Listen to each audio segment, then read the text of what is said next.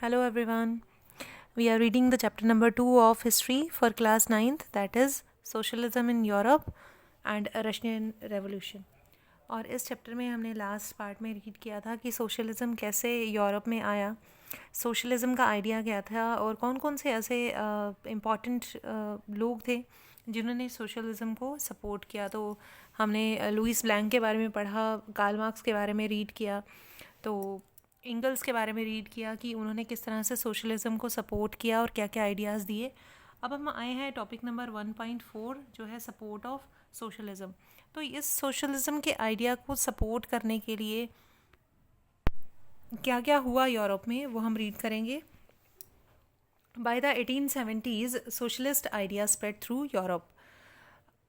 तो अगर हम 19th सेंचुरी के एंड की बात करें तो ये आइडिया जो था सोशलिज़म का कि प्राइवेट प्रॉपर्टी नहीं होनी चाहिए, कॉपरेटिव्स होने चाहिए, कैपिटलिस्ट नहीं होने चाहिए, तो ये जो आइडिया था ये स्प्रेड हो चुका था लगभग सारे यूरोप में. To coordinate their efforts the socialist formed an international body namely the second international. तो सोशलिस्ट ने इस आइडिया को कोऑर्डिनेट करने के लिए, इस आइडिया को और भी फेमस बनाने के लिए मैं कहूँगी, तो इसको अपनी एक इंटरनेशनल बॉडी बना ली, अपना एक ग्रुप बना लिया जिसको इन्होंने नाम दिया सेकेंड इंटरनेशनल का. Workers in England and Germany began to forming association to the fight for better living and working condition. जो वर्कर्स ग्रुप था इंग्लैंड में और जर्मनी में, जो फैक्ट्री वर्कर्स थे, उन्होंने एसोसिएशंस बनानी शुरू कर दी और उन एसोसिएशन में वो डिमांड करने लगे बेटर लिविंग और बेटर वर्किंग कंडीशंस की. They set up funds to help the members in time of distress and demanded reduction of working hours and right to vote. तो क्या क्या डिमांड कर रहे थे वो कह रहे थे कि वो फंड्स कलेक्ट करते थे ताकि उनके जो वर्कर्स हो, अगर उनका कोई भी मुश्किल समय चल रहा हो तो वो उन फंड्स की मदद से उन मेंबर्स की हेल्प करते थे. और वो डिमांड कर रहे थे रिडक्शन ऑफ वर्किंग आवर्स की, कि हमारे जो वर्किंग आवर्स है वो भी कम होने चाहिए और हमारी जो वेजेस हैं वो बढ़नी चाहिए. And we should have the right to vote. और वो वर्कर्स के लिए वोट की डिमांड भी कर रहे थे ये वाली associations.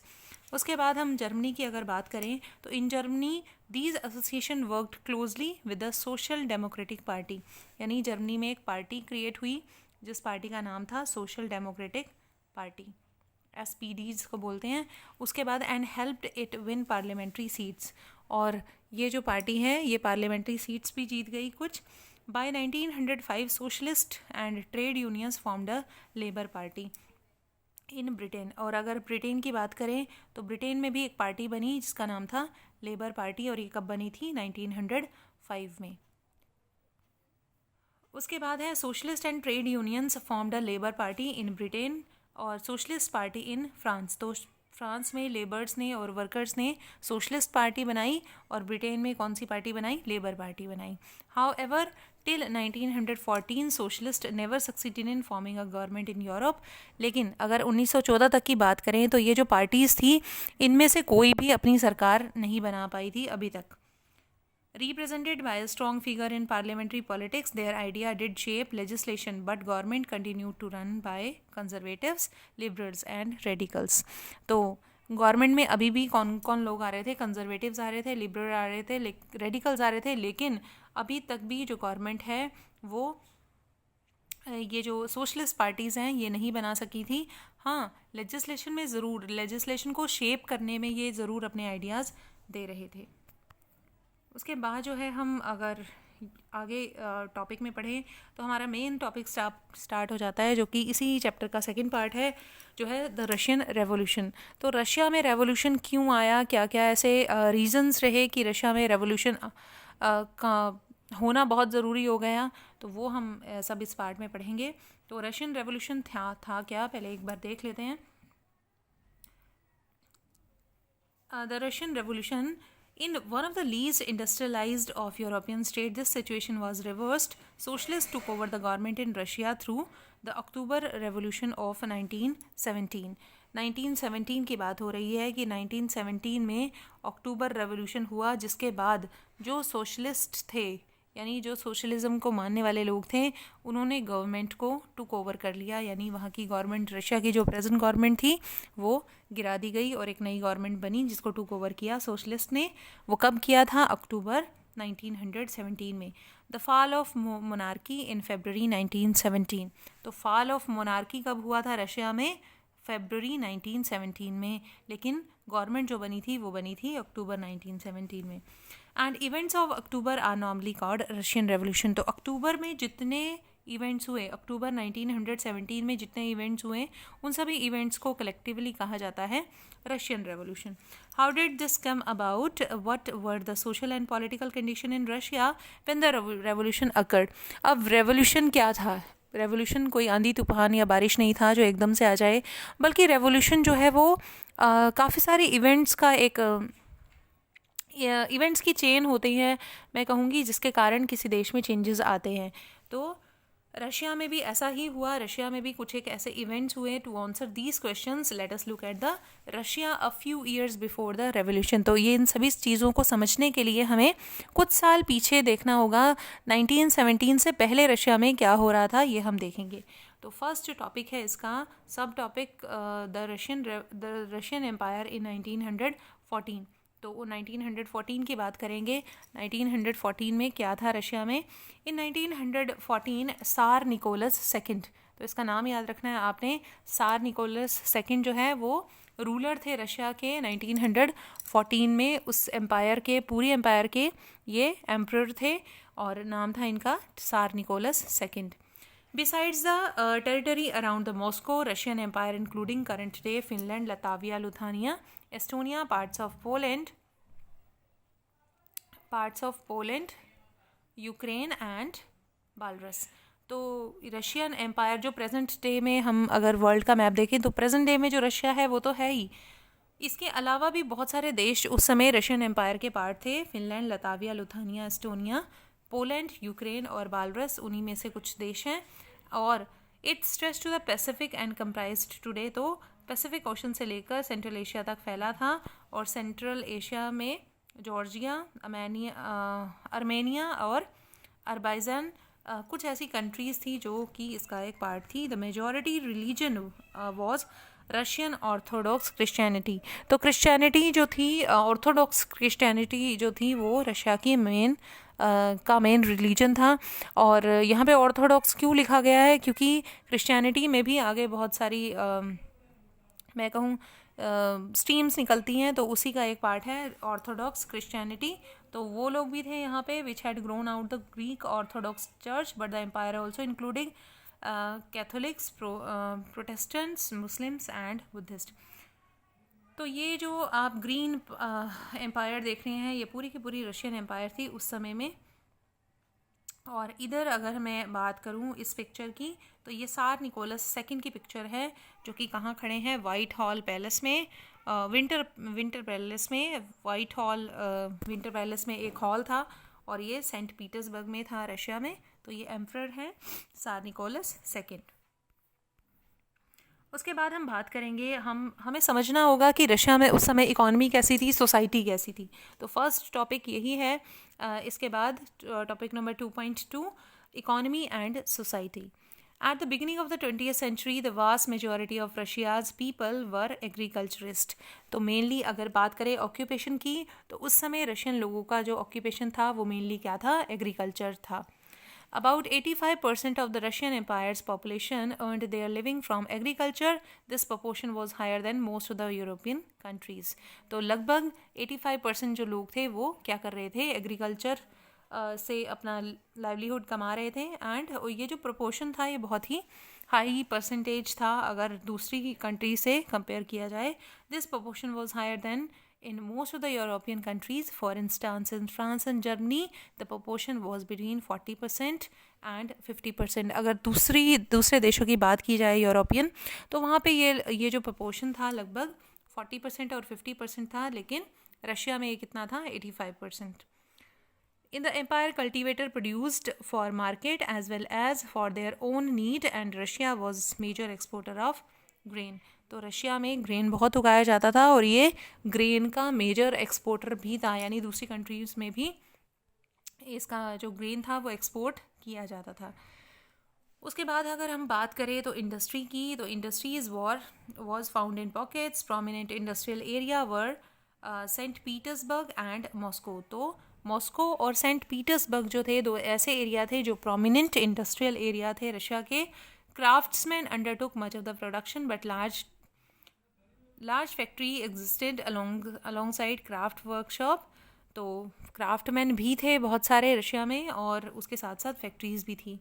Many factories were set up in 1890s when Russia railway network was extended. जब रशिया का रेलवे नेटवर्क एक्सटेंड हुआ तो बहुत सारी फैक्ट्रियाँ लगाई गई। And foreign investment in industry increase. तो फॉरेन इन्वेस्टमेंट भी उस समय इंक्रीज़ हुआ क्योंकि इंडस्ट्रियल रेवोल्यूशन बढ़ रहा था, इंडस्ट्रीज़ बहुत सारी सेटअप हो रही थी। Coal production doubled and iron and steel output quarter double. तो कोल प्रोडक्शन और आयरन एंड स्टील का जो आउटपुट है वो भी बहुत इंक्रीज़ हो गया था। By the 1900s some areas factory workers and craftsman were almost equal in number. तो 1900 तक की बात करें अगर, तो लगभग क्राफ्टमैन और जो फैक्ट्री वर्कर थे उनकी संख्या बराबर थी। उसके बाद इंडस्ट्री के बारे में ही थोड़ा सा और जान लेते हैं कि इंडस्ट्रीज जो थी वो प्राइवेट प्रॉपर्टी थी इंडस्ट्रियलिस्ट की, और government supervise large factory to ensure the minimum wages and limited working hours. Government की तरफ से ये ज़रूर इंश्योर किया जाता था कि क्या जो फैक्ट्री हैं उनमें मिनिमम वेजेस मिल रही हैं वर्कर्स को या नहीं मिल रही है, लिमिटेड वर्किंग आवर्स है या नहीं। बट इन रूल्स को स्ट्रिक्टली फॉलो नहीं किया जाता था। जो इंस्पेक्टर्स थे जो गवर्नमेंट की तरफ से लगाए जाते थे, the factory inspector could not prevent rules being broken. तो रूल जो है टूटते ही टूटते हैं, और यहाँ पर भी प्रॉपर उनको ना तो वेजेस मिलती थी ना उनके वर्किंग आवर्स को कंट्रोल किया जाता था। इन craft unit and small workshop the working day was sometime 15 hours. जो छोटी छोटी यूनिट्स थी उसमें कई बार उनके काम करने के घंटे जो हैं 15 घंटे तक हो जाते थे, compared with 10 to 12 hours in factory. और दूसरी फैक्ट्रीज में ये 10 से 12 घंटे था। Accommodation varied from room to dormitories. तो अकोमोडेशन भी, उनके रहने की जगह भी इसी तरह से छोटे छोटे रूम्स में उनको रखा जाता था या डॉर्मिटोरीज़ में रखा जाता था। Dormitories is a kind of hall, और उस हॉल में दोनों तरफ बिस्तरे लगाकर उन्हें सुलाया जाता था। आप इस पिक्चर में इसको क्लियर कर सकते हैं। इट इज़ अ डॉर्मिटोरीज़, जो कि एक बंकर टाइप था जो फैक्ट्री में रशिया की इस तरह से मजदूर सोते थे। उसके बाद है workers were divided social group, some had strong links with the villages from which they came. तो वर्कर्स में भी आगे डिवाइडेड थे ग्रुप्स। तो others had settled in cities permanently. कुछ वर्कर्स गांव से आते थे, उनके लिंक थे वहाँ पर, बट कुछ वर्कर्स जो थे वो सिटीज़ में ही रहते थे। Workers were divided by skill. A metal worker of Saint Petersburg recalled metal workers considered themselves aristocrats among some other workers। तो होता क्या था कि जो मेटल वर्कर्स थे वो अपने आप को अरिस्टोक्रेट की तरह अपने आप को कंसिडर करते थे, क्योंकि उन्हें को लगता था कि वो बहुत ही मुश्किल काम कर रहे हैं, मुश्किल स्किल है उनके पास। तो दैट इज़ वाई वो अपने आप को सुपीरियर समझते थे दूसरे वर्कर्स से। Their occupation demanded more training and skill, क्योंकि उन्हें लगता था कि उनका जो ऑक्यूपेशन है, उनका जो काम है, उसके लिए ज़्यादा स्किल और ट्रेनिंग की ज़रूरत होती है। तो वर्कर्स में इस तरह से डिस्क्रिमिनेशन था। उसके बाद अगर वुमेन की बात करें तो women made up 31% of factory labour force by 1914, but they were paid less than man. Women total working percentage का 31% जो है वो वुमेन वर्कर्स थी, बट वुमेन को उतना वेजेस नहीं दिए जाते थे जितने कि मैन को मिलते थे। Division among the workers showed themselves in dress and manners to.